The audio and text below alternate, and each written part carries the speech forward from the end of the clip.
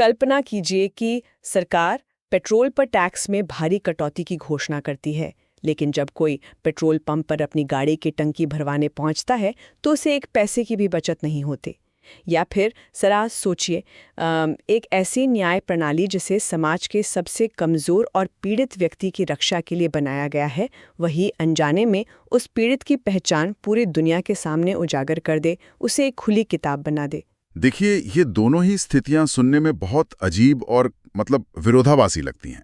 लेकिन जब हम इन मामलों की गहराई में जाते हैं तो पता चलता है कि हमारी व्यवस्थाएं, चाहे वो आर्थिक हों या न्यायिक, ऐसे ही जटिल और कई बार बहुत ही क्रूर व्यवहारिक समझौतों पर टिकी होती हैं। बिल्कुल सही कहा आपने।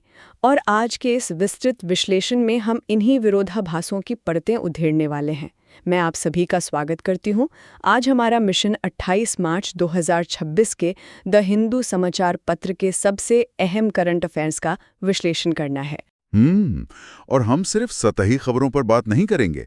एक यूपीएससी मेंटर के नजरिए से हम उनके पीछे के क्यों और उनके प्रभाव को भी समझेंगे।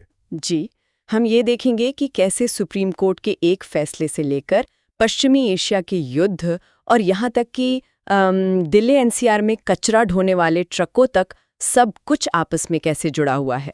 लेकिन चर्चा शुरू करने से पहले एक बात स्पष्ट कर देना बहुत जरूरी है। हमारे आज के स्रोतों में कई संवेदनशील राजनीतिक और भू राजनीतिक मुद्दे शामिल हैं।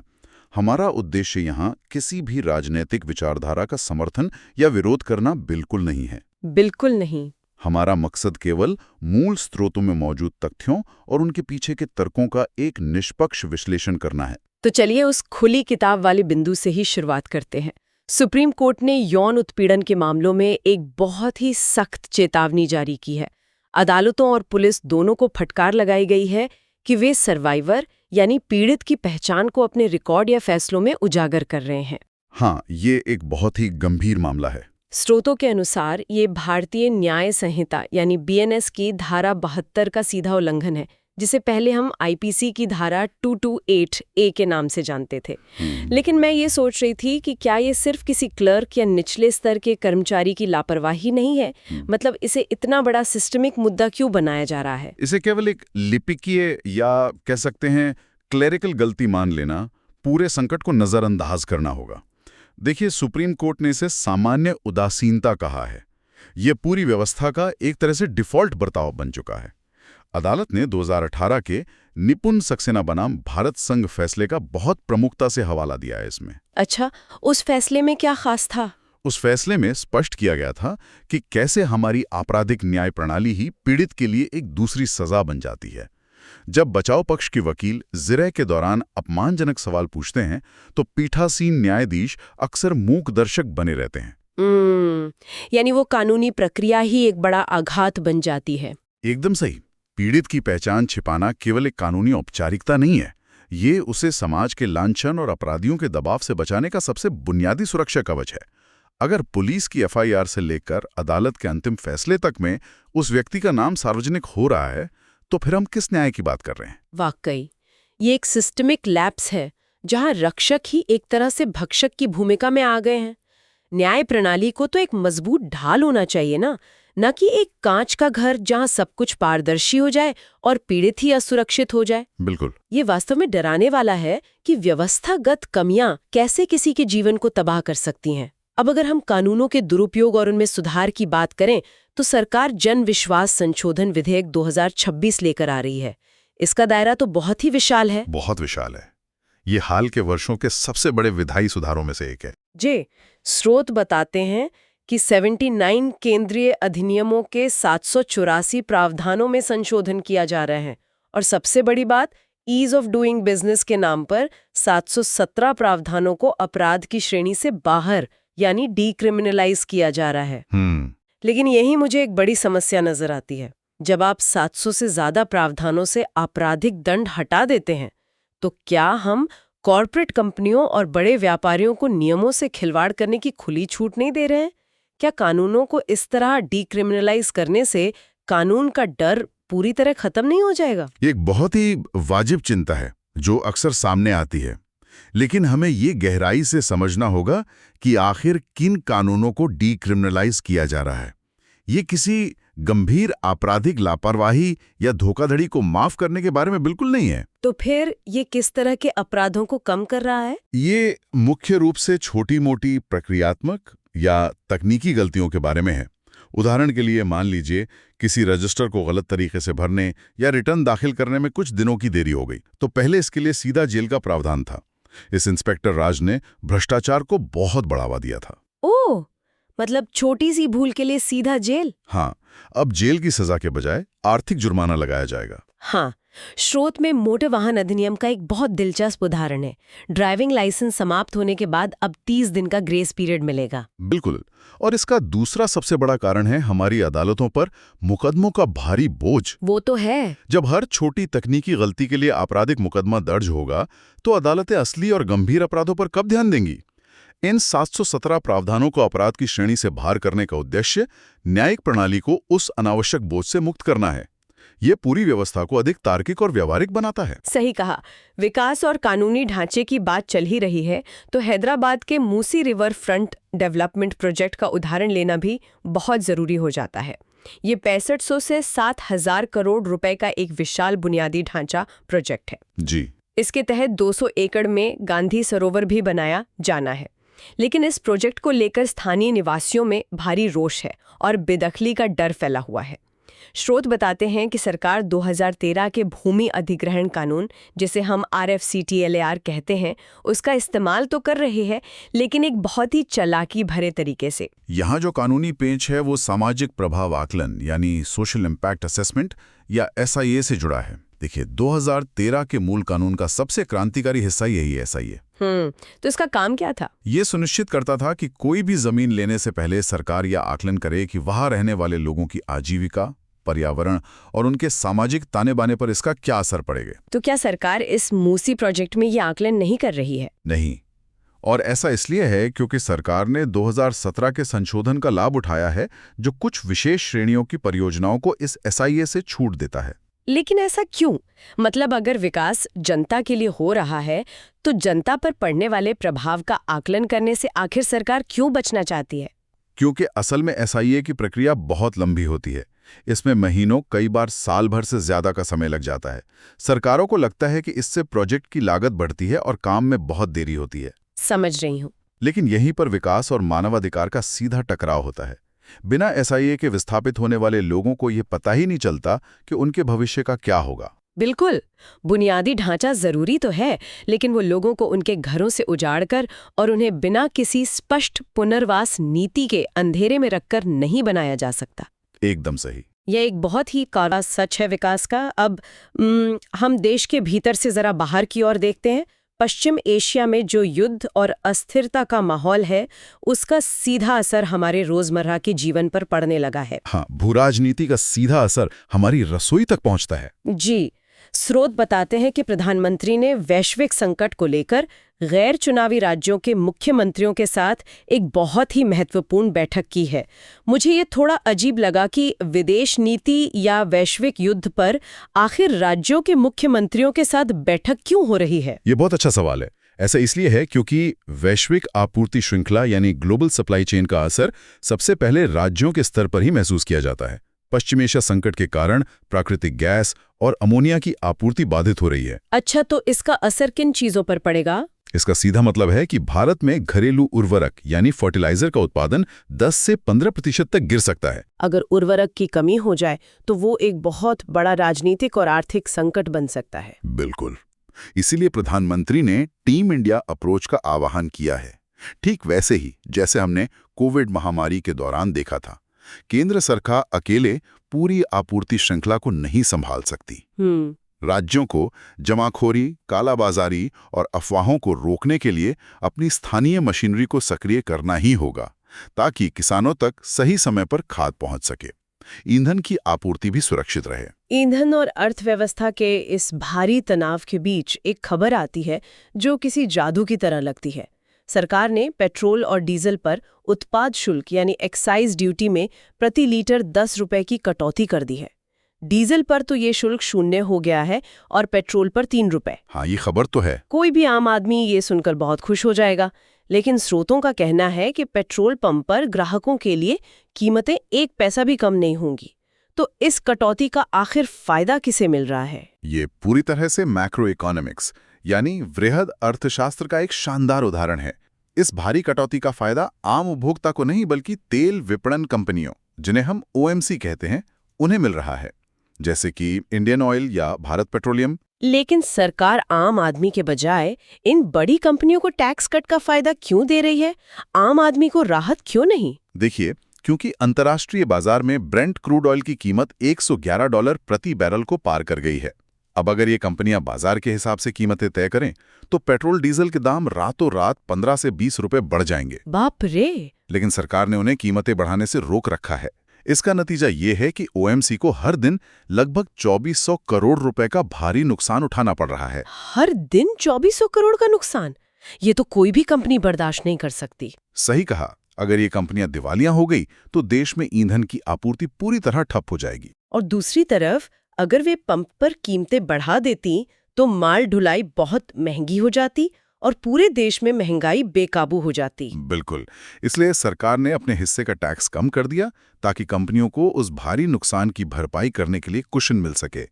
सरकार यहाँ राजकोषीय घाटे यानी फिस्कल डेफिसिट और मुद्रास्फीति के बीच एक बहुत ही बारीक और खतरनाक संतुलन बना रही है। ये वास्तव में एक टाइट रोप वॉक है, एक बहुत पतली रस्सी पर चलने जैसा। और ऊर्जा संकट का एक और बड़ा पहलू है कमर्शियल एलपीजी। सरकार ने वाणिज्यिक एलपीजी के कोटे को पूर्व संकट स्तर के 70% तक बढ़ा दिया है। और इसमें यह देखना बहुत दिलचस्प है कि ये गैस आखिर किसे दी जा रही है। स्रोत स्पष्ट करते हैं कि प्राथमिकता श्रम गहन यानी लेबर इंटेंसिव उद्योगों को दी गई है, जैसे कि स्टील, कपड़ा और प्लास्टिक उद्योग। इसका तर्क तो सीधा सा लगता है, अगर इन फैक्ट्रियों को ऊर्जा नहीं मिली तो उत्पादन रुक जाएगा, जिससे बड़े पैमाने पर लोगों की नौकरियां चली जाएंगी। बिल्कुल। सरकार का मुख्य लक्ष्य यहाँ रोजगार और उत्पादन की निरंतरता को बनाए रखना है। जब ऊर्जा राशनिंग का समय आता है तो ये तय करना बहुत मुश्किल होता है कि गैस किसे मिले और किसे नहीं, लेकिन यहाँ रोजगार बचाने को सर्वोच्च प्राथमिकता दी गई है। और इस पूरी आपूर्ति श्रृंखला के संकट को गहराई से समझने के लिए भारत के व्यापारिक आंकड़ों को देखना होगा। स्रोत बताते हैं कि भारत का कॉफी निर्यात बुरी तरह प्रभावित हुआ है। कंटेनरों की भारी कमी हो गई है और माल ढुलाई की लागत $5000 से $6000 प्रति कंटेनर तक बढ़ गई है। हालात वाकई मुश्किल हैं। इतना ही नहीं, भारत आने वाले 5 बड़े एलपीजी जहाज हॉर्मुज जलडमरू मध्य यानी स्ट्रेट ऑफ हॉर्मुज के पास लंगर डाले खड़े हैं, सुरक्षित मार्ग का इंतजार कर रहे हैं। देखिए, हॉर्मुज जलडमरू मध्य वैश्विक ऊर्जा व्यापार का एक बहुत ही महत्वपूर्ण चोक पॉइंट है। वहां से गुजरना इस समय बहुत ही जोखिम भरा है। ये तो ऐसा है जैसे दुनिया के सबसे महत्वपूर्ण हाईवे पर एक बहुत बड़ा ट्रैफिक जैम लग गया हो, जहां हर मिनट के इंतजार की कीमत करोड़ों में है और जिसका सीधा टोल टैक्स आम आदमी को महंगाई के रूप में चुकाना पड़ रहा है। बिल्कुल सही एनालॉजी दी आपने। और जब समुद्री मार्गों पर ऐसा संकट आता है तो जहाज़ों को सुरक्षित ठिकाने की सख्त जरूरत होती है। यहीं पर पोर्ट्स ऑफ रिफ्यूज का कॉन्सेप्ट बहुत महत्वपूर्ण हो जाता है। जी, हमारे स्रोत बताते हैं कि अडानी पोर्ट्स ने धीगी, जो कि पश्चिमी तट पर है, और गोपालपुर, जो पूर्वी तट पर है, वहां भारत के पहले पोर्ट्स ऑफ रिफ्यूज स्थापित किए हैं और उनका संचालन भी शुरू कर दिया है। ये भारत के समुद्री बुनियादी ढांचे के लिए एक बड़ा गेम चेंजर है। अंतर्राष्ट्रीय समुद्री संगठन यानी आईएमओ के स्पष्ट दिशा निर्देश हैं कि संकटग्रस्त जहाजों के लिए सुरक्षित आश्रय होना ही चाहिए। मतलब अगर जहाज मुसीबत में है तो उसे तुरंत मदद मिल सके। हाँ, मान लीजिए किसी जहाज में अचानक तकनीकी खराबी आ जाए या मौसम बहुत खराब हो, तो उसे स्थिर करने, उसकी मरम्मत करने और सबसे महत्वपूर्ण बात, समुद्र में तेल फैलने जैसी बड़ी पर्यावरणीय आपदा को रोकने के लिए ऐसे विशेष बंदरगाहों की जरूरत होती है।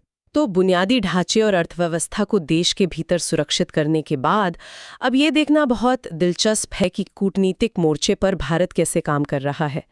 विदेश मंत्री एस जयशंकर हाल ही में फ्रांस में G7 की बैठक में शामिल हुए। वहां मुख्य चर्चा IMEC यानी India middle east Europe economic corridor और मजबूत सप्लाई चेन पर थी। ये IMEC असल में चीन के belt and road initiative BRI का एक बहुत बड़ा रणनीतिक जवाब है। भारत यूरोप के साथ अपनी कनेक्टिविटी को मजबूत करना चाहता है, जो पश्चिम एशिया से होकर गुजरेगी। लेकिन कूटनीति इतनी सीधी कहाँ होती है? एक तरफ हम यूरोप के साथ कनेक्टिविटी बढ़ा रहे हैं, लेकिन दूसरी तरफ अमेरिका के साथ हमारे व्यापार समझौते में कई रोड़े अटके हुए हैं। व्यापारिक बाधाएं तो हैं। स्रोत बता रहे हैं कि अमेरिका भारतीय बाजार में अपनी दालों की पहुंच चाहता है। इसके अलावा स्पेशल 301 जांच और ई-कॉमर्स टैरिफ जैसे बहुत ही पेचीदा मुद्दे हैं। ये स्पेशल 301 आखिर क्या है जो बार बार व्यापार वार्ताओं में सामने आ जाता है? देखिए, स्पेशल 301 अमेरिकी व्यापार कानून का एक बहुत ही अहम हिस्सा है। इसके तहत अमेरिका उन देशों की पहचान करता है जो अमेरिकी कंपनियों के बौद्धिक संपदा अधिकारों यानी इंटेलेक्चुअल प्रॉपर्टी राइट्स (IPR) की पर्याप्त सुरक्षा नहीं करते। अच्छा। अमेरिका की फार्मास्यूटिकल और सॉफ्टवेयर कंपनियां अक्सर भारत के पेटेंट कानूनों की शिकायत करती रहती हैं। उन्हें लगता है कि उनके अधिकारों का हनन हो रहा है। मतलब सीधे शब्दों में कहें तो ये एक तरह का दबाव बनाने का टूल है? बिल्कुल। अमेरिका चाहता है कि भारत अपने ई-कॉमर्स और पेटेंट नियमों को अमेरिकी कंपनियों के एकदम अनुकूल बनाए। दूसरी तरफ दालों का मुद्दा है, जहां भारत अपने किसानों के हितों को बिल्कुल भी खतरे में नहीं डालना चाहता। वो भी बहुत जरूरी है। तो इसलिए ये व्यापार वार्ता एक बहुत ही जटिल शतरंज के खेल जैसी बन गई है, जहां हर चाल सोच समझ कर चलनी पड़ती है। और कूटनीति की इस बिसात पर एक और बड़ा खेल ब्रिक्स में चल रहा है। 2026 में मई में विदेश मंत्रियों की बैठक और सितंबर में शिखर सम्मेलन प्रस्तावित है। जी। भारत के सामने यहाँ एक अभूतपूर्व चुनौती है। ब्रिक्स में अब ईरान और संयुक्त अरब अमीरात यानी UAE दोनों आधिकारिक रूप से शामिल हैं। पश्चिमी एशिया के मौजूदा हालात को देखते हुए इन दोनों देशों को एक ही मंच पर लाना ये तो किसी बारूद के ढेर पर बैठकर शांति वार्ता करने जैसा लग रहा है। और यही वो जगह है जहां भारत की कूटनीतिक परीक्षा होगी। देखिए, ब्रिक्स का विस्तार इसे ग्लोबल साउथ की एक बहुत मजबूत आवाज बनाता है। लेकिन जब आपके संगठन के भीतर ही ईरान और UAE जैसे कट्टर भूराजनैतिक प्रतिद्वंदी मौजूद हों, तो किसी भी बड़े फैसले पर आम सहमति बनाना लगभग असंभव हो जाता है। ऐसे में भारत क्या कर सकता है? भारत को यहाँ किसी भी एक गुट का पक्ष लिए बिना एक कुशल मध्यस्थ की भूमिका निभानी होगी, जो कि बहुत मुश्किल काम है। इसी मध्यस्थता और संबंधों को पुनर्जीवित करने की कड़ी में हमारे पड़ोस में भी बहुत कुछ हो रहा है। दक्षिण एशिया की बात करें तो बांग्लादेश के विदेश मंत्री खलीलुर रहमान भारत आ रहे हैं। इस यात्रा को एक बड़ा रीसेट कहा जा रहा है। हाँ, ये एक महत्वपूर्ण दौरा है। यहाँ ऊर्जा सुरक्षा और विशेष रूप से 30 साल पुरानी गंगा जल संधि के नवीनीकरण पर चर्चा होने वाली है। बांग्लादेश में हाल के राजनीतिक बदलावों के बाद ये रीसेट बहुत ही महत्वपूर्ण है। देखिए, पानी हमेशा से दक्षिण एशिया में एक बेहद संवेदनशील मुद्दा रहा है। गंगा जल संधि का नवीनीकरण दोनों देशों के बीच उस खोए हुए विश्वास को फिर से स्थापित करने का एक बड़ा अवसर है। पड़ोस में एक और बहुत बड़ा बदलाव नेपाल में हुआ है, जो थोड़ा चौंकाने वाला भी है।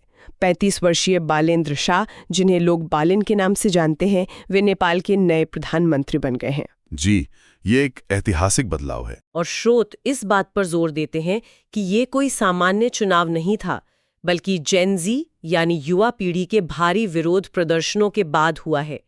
क्या भारत 70 साल पुराने अपने रोटी बेटी के पारंपरिक कूटनीतिक रवैये से इस नई पीढ़ी को संभाल पाएगा?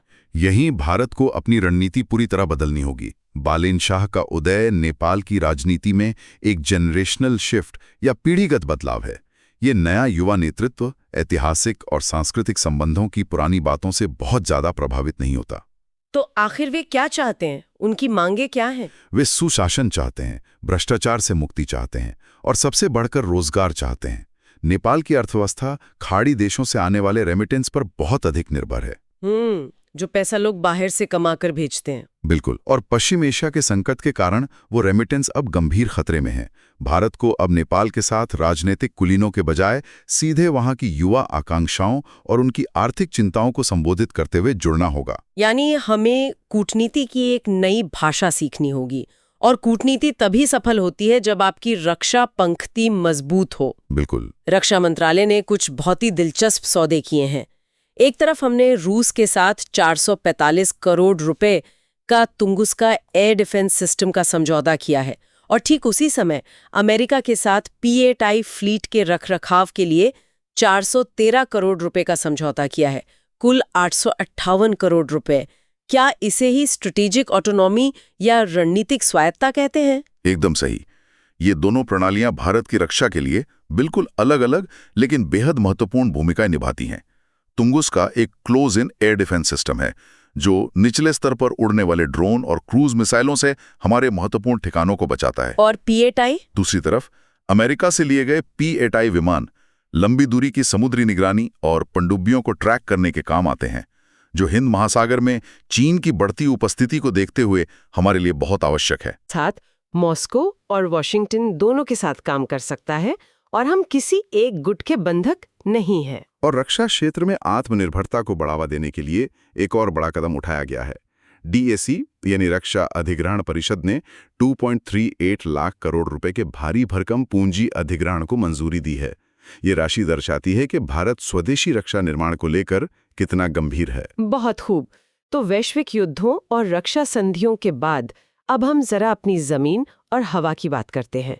राष्ट्रीय राजधानी क्षेत्र यानी NCR में प्रदूषण को लेकर वायु गुणवत्ता प्रबंधन आयोग CAQM ने धूल शमन या डस्ट मिटिगेशन के बेहद कड़े नियम लागू किए हैं। हाँ, प्रदूषण NCR की बहुत बड़ी समस्या है। नए नियमों के अनुसार निर्माण कचरे के लिए हर 5 बाई 5 किलोमीटर के ग्रिड में एक कलेक्शन पॉइंट होगा और सबसे बड़ी बात, उस कचरे को ले जाने वाले ट्रकों की GPS ट्रैकिंग अब अनिवार्य कर दी गई है। यह पर्यावरण नियमों को लागू करने में तकनीक का एक बहुत ही शानदार और व्यावहारिक उपयोग है। मुझे तो ये सोचकर हैरानी हो रही है कि कचरे को ऐसे ट्रैक किया जा रहा है जैसे वो कोई बहुत कीमती आभूषण या कुरियर पैकेज हो। लेकिन शायद ऐसा इसलिए है क्योंकि उस कचरे की कीमत वास्तव में हमारे स्वास्थ्य के लिए बहुत भारी पड़ रही है। बिल्कुल। निर्माण और विध्वंस का कचरा NCR में PM10 और PM2.5 प्रदूषण का एक प्रमुख स्रोत है। पहले क्या होता था? ठेकेदार कचरा उठाते थे और GPS ना होने के कारण उसे शहर के बाहर किसी खुले मैदान या यमुना के किनारे अवैध रूप से डंप कर देते थे। अब इस GPS ट्रैकिंग के कारण वो ट्रक रास्ते से गायब नहीं हो सकता। इस माइक्रो मैनेजमेंट से उनकी जवाबदेही तय होगी। ये एक अच्छी पहल है। अब पर्यावरण और कानून प्रवर्तन का एक और बहुत दिलचस्प मामला पंजाब से सामने आया है। हमारे स्रोत बताते हैं कि पंजाब अब वन्यजीव अपराधों यानी वाइल्ड लाइफ क्राइम का एक नया हॉटस्पॉट बनकर उभर रहा है। ये थोड़ा हैरान करने वाला है ना? जी। वहां बाघ की खाल से लेकर भालू के पित्त तक की भारी जब्ती हो रही है। पंजाब में तो इतने घने जंगल भी नहीं हैं जहां बाघ पाए जाते हों। फिर ये सब वहां क्यों हो रहा है? देखिए, ये अंतर्राष्ट्रीय अपराध नेटवर्क की कार्यप्रणाली को समझने का एक बेहतरीन केस स्टडी है। जब पारंपरिक वन क्षेत्रों जैसे कि असम या मध्य प्रदेश में कानून प्रवर्तन एजेंसियां बहुत सख्त हो जाती हैं, तो तस्कर अपने ट्रांजिट रूट बदल लेते हैं। मतलब वे उन रास्तों से गुजरते हैं जहां पुलिस को वन्यजीव अपराधों की उम्मीद ही नहीं होती। एकदम सटीक। पंजाब की पुलिस आमतौर पर मादक पदार्थों यानी ड्रग्स या हथियारों की तस्करी पर अपना ध्यान केंद्रित करती है, वन्यजीवों पर नहीं। तस्कर इसी बात का पूरा फायदा उठाकर पंजाब को एक नए सुरक्षित ट्रांजिट रूट के रूप में इस्तेमाल कर रहे हैं। ये दिखाता है कि अपराध नेटवर्क कितने लचीले और चालाक होते हैं। वे हमेशा एक कदम आगे रहने की कोशिश करते हैं। बिल्कुल। ये सचमुच आंखें खोलने वाला है। लेकिन प्रकृति के बारे में सारी खबरें बुरी नहीं है।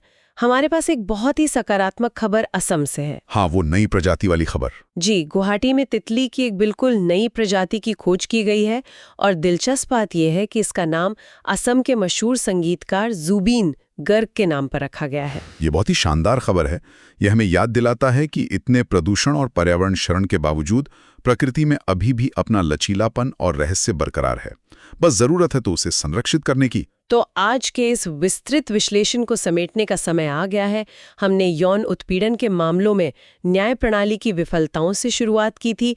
फिर हमने देखा कि कैसे सरकार कानूनों को आसान बना रही है, लेकिन भूमि अधिग्रहण में लोगों को दरकिनार भी कर रही है।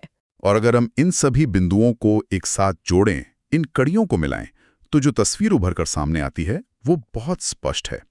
हॉर्मुज़ जलडमरू मध्य में फंसा हुआ एक LPG जहाज सिर्फ एक अंतर्राष्ट्रीय खबर भर नहीं है, वो हमारी रसोई गैस की कीमत और सरकार के राजकोषीय घाटे को तय कर रहा है।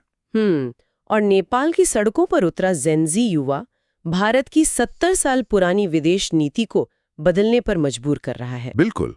और अदालत के भीतर एक जज की खामोशी किसी पीड़ित की जिंदगी भर की पहचान तय कर रही है। सब कुछ एक अदृश्य धागे से बंधा हुआ है। एक जागरूक नागरिक के रूप में इन कड़ियों को समझना ही असल ज्ञान है। बिल्कुल सही। और अब आज के सेशन को समाप्त करने से पहले श्रोताओं के सोचने के लिए एक विचार। आज हमने देखा कि कैसे दिल्ली NCR में कचरे के ट्रकों को ट्रैक करने और समुद्र में संकटग्रस्त जहाज़ों को सुरक्षित रास्ता दिखाने के लिए उन्नत तकनीक और रियल टाइम डेटा का उपयोग हो रहा है। जी। तो जरा सोचिए, क्या भविष्य की अंतर्राष्ट्रीय कूटनीति, जो अब तक कागजों, पुरानी संधियों और बंद कमरों की बैठकों पर निर्भर थी, वो भी अब रियल टाइम डेटा शेयरिंग और एल्गोरिदम पर निर्भर होने वाली है? क्या तकनीक कूटनीति और अंतर्राष्ट्रीय संबंधों की नई भाषा बन रही है? इस पर जरूर विचार करें। यह निश्चित रूप से आने वाले कल की सबसे बड़ी बहस होने वाली है। ये एक बहुत ही विचारोत्तेजक प्रश्न है। आज के इस विस्तृत विश्लेषण में हमारे साथ जुड़ने के लिए बहुत बहुत धन्यवाद। मिलते हैं अगली बार कुछ नए स्रोतों और ज्ञान के नए मोतियों के साथ।